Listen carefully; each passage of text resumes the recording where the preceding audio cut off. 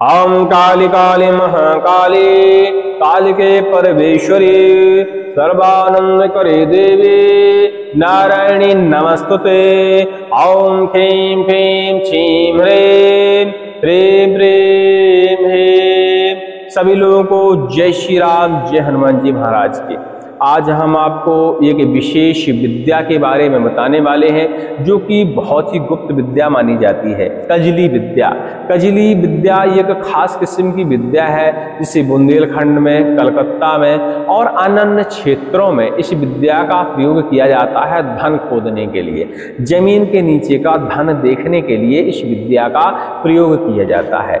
कैसे बनाई जाती है ये विद्या, कैसे उसके पात्र को बनाया जाता है, वो सारा विधि विधान हमारे इस वीडियो में आज आपको देखने को मिलेगा। लेकिन उससे पहले हम बता दें कि इस पात्र से आप क्या क्या कर सकते हैं। देखिए, जो कजली होती है, कजली से आप जमीन के नीचे देख सकते हैं। जमीन के नीचे के अलावा आप किसी के घर में देख सकते हैं। किसी के ऊपर क्या परेशानी है उस विषय में भी जान सकते हैं। कौन से किसके देवी देवता है, कौन किसकी रक्षा कर रहा है और कौन इनके खो गए हैं, ये सारी चीजें इस विद्या के जरिए आप पता लगा सकते हैं। बहुत गुप्त विद्या है। बुंदेलखंड में इस विद्या का प्रचलन तो है लेकिन बड़ी ही दुर्लभ है। हजारों में से एक व्यक्ति के पास रहती है और वो भी बड़ी गुप्त तरीके से रहती है। लोगों को कानों कान तक हवा नहीं लगती। आज हम उसी को बनाने का विधि विधान और कौन कौन से मंत्रों का इस विद्या में प्रयोग किया जाता है वो सारी जानकारी आपको इस वीडियो में हम आपको उपलब्ध कराएंगे। पहले जान लेते हैं इसके बनाने का तरीका और फिर इसके में जो मंत्र प्रयोग किए जाते हैं, क्योंकि बिना मंत्र के तो ये किसी काम की नहीं है। तो उन मंत्रों के बारे में भी हम वीडियो के लास्ट में आपसे चर्चा करेंगे। इसी वीडियो ध्यान से सुने। जो साधक बंधु है, जिनको दिव्य दृष्टि नहीं मिल पा रही है, काल ज्ञान जिनको नहीं मिल पा रहा है, वो भी इस विद्या का प्रयोग करके परोपकार में इस चीज का, इस विद्या का प्रयोग कर सकते हैं और दूसरों को लाभ दिला सकते हैं, परोपकार कर सकते हैं। कहने का मतलब अब ध्यान दीजिएगा कि कोई यदि किसी के बारे में जानने लगता है या देखने लगता है तो कभी किसी का अनहित नहीं करना चाहिए। इस विद्या का सदुपयोग में प्रयोग करना चाहिए। अब हमारे यहाँ तो ये प्रचलन है कि जो ये विद्या जानते हैं वो अक्सर धन के पीछे पागल रहते हैं, धन खुदाई के पीछे पागल रहते हैं। तो हमें ऐसा नहीं करना है। देखिए, जितनी हमारे शरीर को, हमारे घर परिवार को पालन पोषण करने की जरूरत होती है धन की, उतना ईश्वर की तरफ से सबको मिलता है। भले उसको ऐसा लगे कि मेरे पास धन नहीं है, लेकिन वास्तविकता में जितनी उसको जरूरत होती है उतना उसे कहीं ना कहीं से मिल ही जाता है। तो अधिक धन की लालच नहीं करनी चाहिए।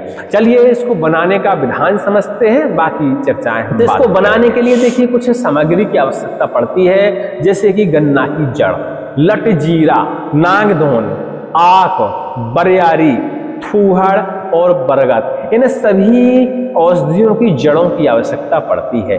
गन्ना की जड़ का कैसे प्रयोग करना है, तो देखिए सर्वप्रथम तो ये हमें ध्यान देना है कि ये सारी जड़ें हैं जो हमें मुहूर्त में लानी है। यदि मुहूर्त में हम ला पाते हैं तो इन जड़ों की जो शक्ति हो रहती है वो बहुत तीव्र रहती है और हमारे कार्य बहुत जल्दी ही सिद्ध हो जाते हैं।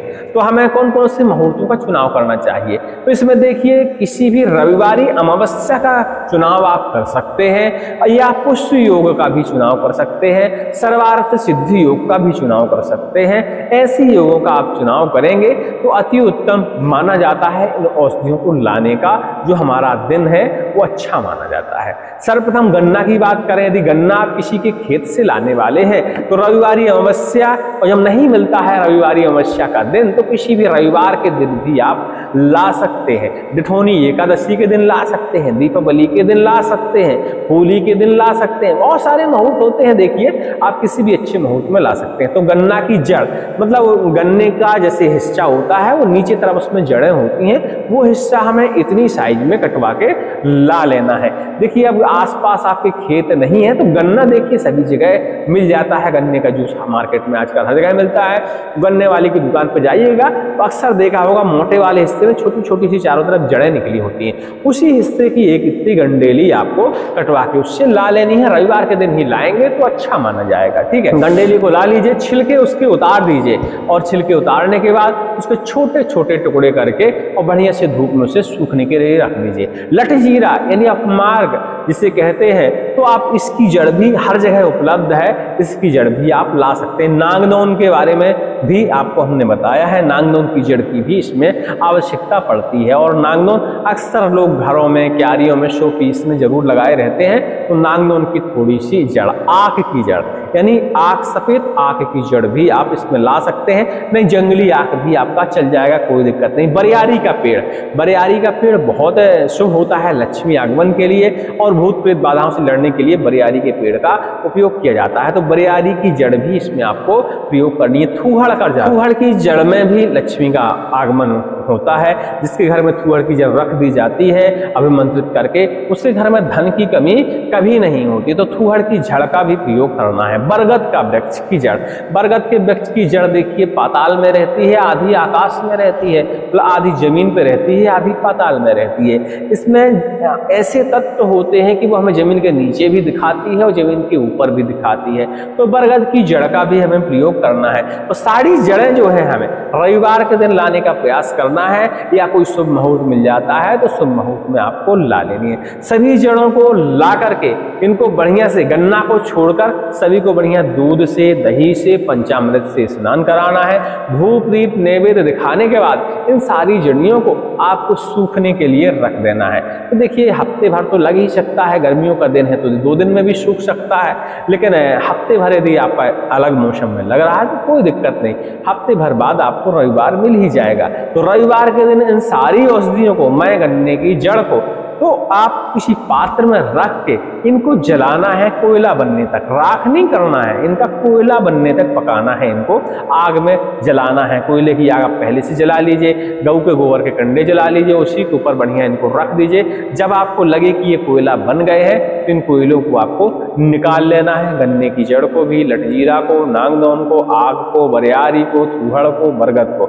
जो इन औषधियों को नहीं पहचान पाते हैं ऐसे लोग या तो हमें कमेंट कर देंगे या टेलीग्राम में लिख देंगे, तो इनकी चित्र हम आपको प्रदर्शित कर देंगे। वैसे प्रयास करेंगे, यदि हमारे एडिटर के पास चित्र होंगे तो वो हमें स्क्रीन पे लगवा देंगे कि कौन सी औषधि की पहचान क्या होती है। ठीक है, तो वैसे सभी जगह उपलब्ध है, पूरे भारतवर्ष में ये औषधियां पाई जाती हैं, तो आप इनका प्रयोग कर सकते हैं। तो सभी की जड़ों को आपको जला के कोयला कर लेना है। पटे के ऊपर बिल्ला के सहारे आपको इन जड़ों को बढ़िया से महीन पीसना है पाउडर के रूप में।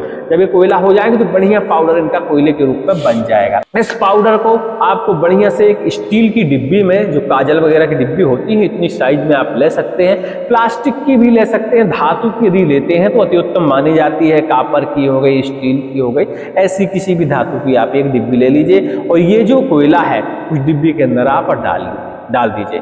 इसके बाद कच्ची चमेली पंसारियों की दुकान में, पूजा पाठ की दुकान में, किराना दुकान में कच्ची चमेली का तेल आसानी से उपलब्ध होता है। तो 10 से 12 बूंद, 15 बूंद, 20 बूंद इसे डिब्बी में आपको डाल देना है और बढ़िया इस वाली उंगली से इस कज्जल को मथना है, इस तरह मथना है। और मथते समय एक मंत्र का पाठन करना है। ओम नमो भगवते रुद्राय हुड्डा महेश्वराय बहुरूपाय नाना रूपाय हस हस नृत नृत तोद तोद नाना कौतुकेन्द्र जाल दर्शकाय ठा ठा स्वाहा। इस तरह इस मंत्र का आपको पाठन करते जाना है और कम से कम 11 से 21 बार इस मंत्र का आपको पाठन करना है और आपकी जो कज्जल की डिब्बी है वो बन के रेडी हो जाती है। इसके बाद अपने पूजा स्थान में आप बैठ जाइए। भगवान शिव का कोई चित्र है तो अच्छी बात, छोटी छोटी भगवान की पिंडी हर घर में आजकल उपलब्ध होती हैं, उनको बढ़िया से स्नान कराइए, ध्यान करिए, उनका पुष्प अर्पण करिए, धूप दीप नैवेद्य दिखाइए। जो आपने कज्जल की डिब्बी बनाई है वो भगवान के सामने आप रख दीजिए। देखिए दिव्य दृष्टि यदि प्रदान कर सकते हैं तो खाली शिव जी ही प्रदान कर सकते हैं या फिर हनुमान जी प्रदान कर सकते हैं, क्योंकि हनुमान जी भी शिव जी के अंश ही माने जाते हैं। तो इसमें 2 प्रकार के मंत्र हैं, या तो आप शिव जी के मंत्र का प्रयोग कर लीजिए या हनुमान जी के मंत्र का प्रयोग कर लीजिए। लेकिन इन मंत्रों को लगातार जाप करने से काल ज्ञान की साधना भी प्राप्त होती है, भूत भविष्य जानने की शक्ति अपने आप ही पैदा हो जाती है। लीजिए लगातार जाप करते रहते हैं आप तो, लेकिन हमको उतना समय नहीं है, क्योंकि हमें पूर्णतया भूत भविष्य जानने की शक्ति पाने के लिए साल भर, 2 साल, 3 साल, किसी को 5 साल तक इंतजार करना पड़ता है, लगातार मंत्र का जाप करना पड़ता है। क्योंकि भूत भविष्य जानने वाली जो शक्तियां होती हैं, किसी के बारे में जानने वाली शक्तियां होती हैं, ये समय जो बहुत ज़्यादा लेती हैं, आसानी से नहीं सिद्ध होता है, इनमें बहुत ज़्यादा समय लगता है।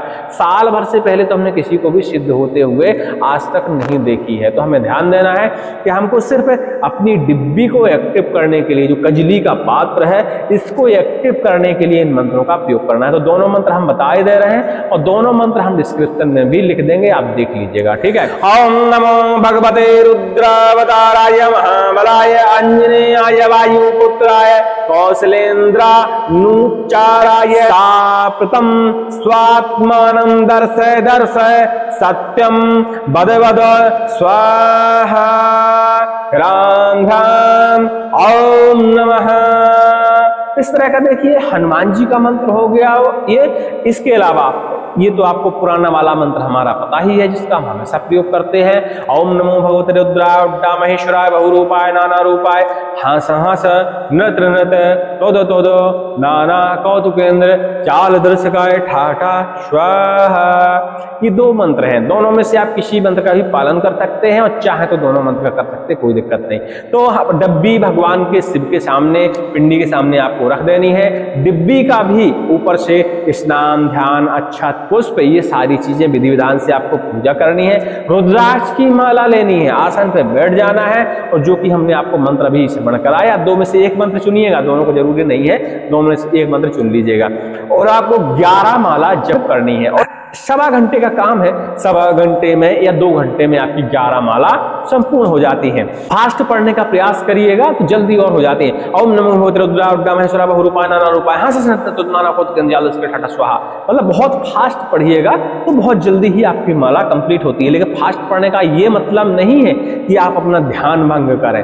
फास्ट पढ़ने के चक्कर में हमें ध्यान नहीं भटकाना है। ध्यान हमें कहाँ लगाना है? शिव जी के चरणों में लगाना है। शिव जी की जो चित्र है, प्रतिमा है, पिंडी है, हमारे मस्तिष्क के अंदर एकदम बस जाए, हृदय में समा जाए और पूर्णतया ध्यान मग्न हो जाए। हमें ऐसा एहसास हो कि हम कैलाश के ऊपर बैठे हैं, भगवान शिव मेरे सामने बैठे हैं और मैं उनके सामने बैठकर ही माला का जप कर रहा हूं, उनके मंत्र का जप कर रहा हूं।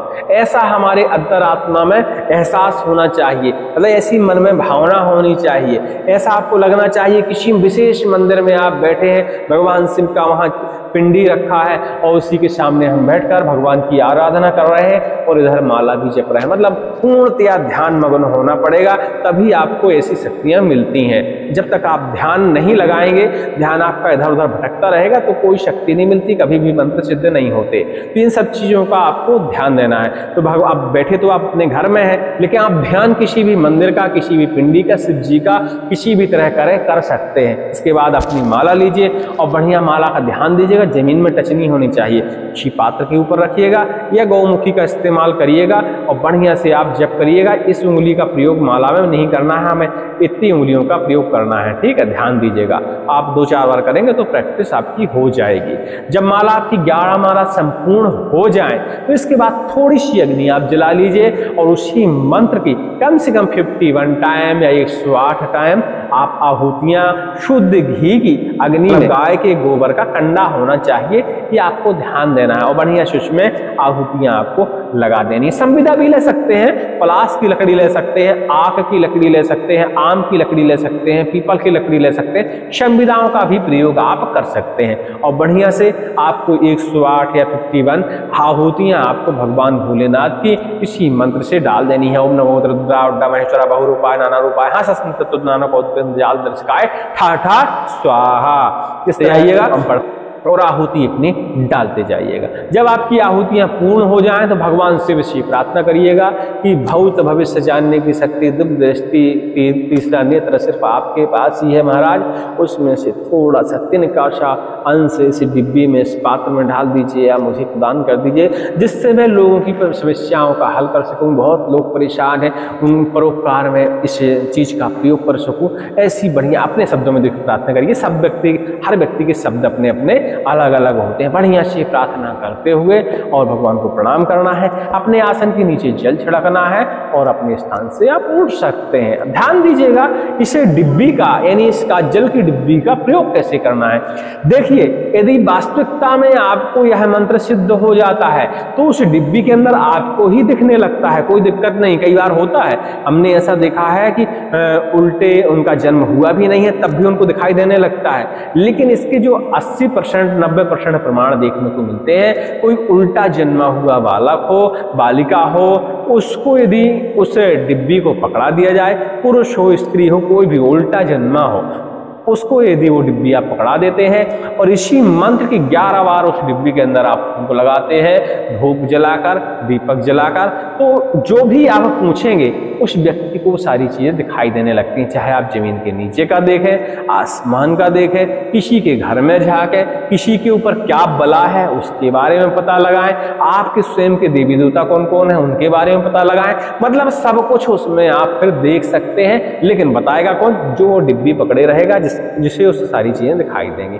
अब उसका विधान जो है, विधान है वो कि उसमें मंत्र फूंकने के बाद हमें पूछना कैसे चाहिए, तो उसका वीडियो हम अपना अगला बना देंगे, तो उसमें आप बने रहिएगा, तो आगे की क्रियाएं आपको उसमें पता चल जाएंगी। और वैसे भी जो इन सब चीजों का प्रयोग करते हैं, जिन्होंने देखी हैं वो जानते होंगे कि इस तरह पूछताछ करी जाती है, कैसे पूछना चाहिए कि मेरे घर में क्या परेशानी है, कैसे पूछना चाहिए कि हमारी जमीन के नीचे क्या है।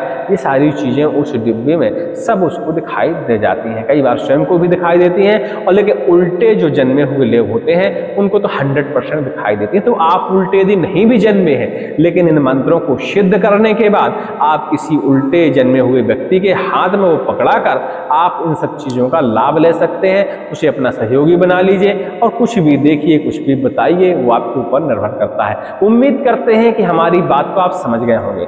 अब ये हो गई सात्विक अपनी कजली विद्या, इसमें इतनी ही चीजों का प्रयोग किया जाता है और इतने ही मंत्रों का प्रयोग किया जाता है। एक दो मंत्र और हैं, अलग अलग क्षेत्र के अलग अलग मंत्र होते हैं। तो हमने हनुमान जी महाराज का और शिव जी का मंत्र तो आपको बता दिया, लेकिन इसमें बहुत सारी यक्षिणी का, जोगनी का, कंकाली का, चंडी का बहुत सारे मंत्र होते हैं। उन मंत्रों का भी कभी कभी प्रयोग किया जाता है, लेकिन जो हमारे साधक लोग हुए वो इन दो मंत्रों का प्रयोग करते हैं और बहुत अच्छा रिजल्ट उन्हें देखने को मिल जाता है। इसके अलावा एक हाजरायत या कजली और बनाई जाती है, जिसमें तांत्रिक चीजों का जीव हत्या करके प्रयोग किया जाता है, जैसे कि सर्प की आंख, उल्लू की आंख, मछली की आंख और कठफड़वा की आंख, ऐसे बहुत सारे जीवों के अंगों का प्रयोग किया जाता है। उसके बारे में हमने वो बनाई तो नहीं है भैया, क्योंकि हम जीव हत्या के खिलाफ हैं, तो उसको हम आपको बता देंगे जरूर विधान, क्योंकि वो इस्लाम तंत्र के अंतर्गत आती है,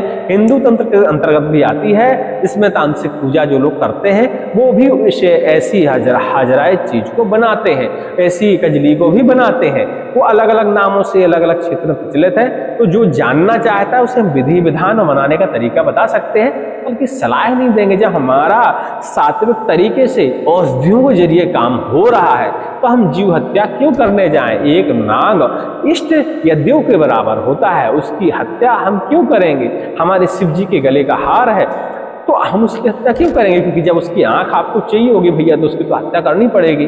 तो ऐसे कर्म नहीं किया करिए। हमारे शास्त्रों में, हिंदू तंत्र शास्त्रों में औषधियों का प्रयोग जब बताया गया है और हमारी औषधियाँ इतनी प्रबल है कि लक्ष्मण जी को मरण सन स्थिति से उठा के खड़ा कर सकती है। तो औषधियों की ताकत आप परिचित है कि रामायण काल से, महाभारत काल से औषधियों की ताकत से हर हिंदू परिचित है, तो उसका आप प्रयोग करिए। जरूरी थोड़ी है कि आप जीव हत्या करके और जीव के अंशों का प्रयोग करें।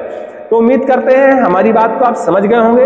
अधिक जानकारी के लिए टेलीग्राम में लिख दीजिएगा तो हम आपको और जानकारी दे देंगे। फोन भी लगा के आप हमसे पूछ सकते हैं। बाकी जो हमने तांत्रिक कजली बनाने की बात कही है, इसका भी कभी वीडियो हम बना देंगे आपको। या टेलीग्राम में लिख देंगे। लेकिन कजली में और भी अन्य तरीके होते हैं। अभी तो हमने सिर्फ आपको बनाना और उल्टे पैदा हुए व्यक्ति को या उल्टे जन्मे हुए बालक को हाथ में पात्र पकड़ाना, उसे दिखना कैसे प्रारंभ होगा, यहीं तक हमने आपको जानकारी दी है। इसके आगे की जानकारी हम अगले वीडियो में आपको बता देंगे कि उसके आगे कौन से देवताओं का पहले आवाहन करना चाहिए, कौन से देवताओं से पूछना चाहिए और सही शॉर्ट एकदम सटीक जानकारी कौन सा देवता आपको प्रदान करेगा। उसके लिए भी एक 10-15 मिनट का वीडियो बनेगा, क्योंकि फिर खट्टे हम एक ही वीडियो में सारी जानकारी आपको दे देंगे तो ये भैया 2 घंटे का वीडियो हो जाएगा और फिर आप बोर हो जाएंगे। तो हम सोचते हैं कि आधी जानकारी इसमें, आधी अगले वीडियो में। मतलब ये वीडियो यदि हमारा आज आप देख रहे हैं तो 2-3 दिन बाद इसका दूसरा पार्ट आपको मिल जाएगा। निश्चिंत रहिए, संकटनाशक ऊपर मिलेगा ये पार्ट, ध्यान दीजिएगा। सभी को जय श्री राम, जय हनुमान जी महाराज।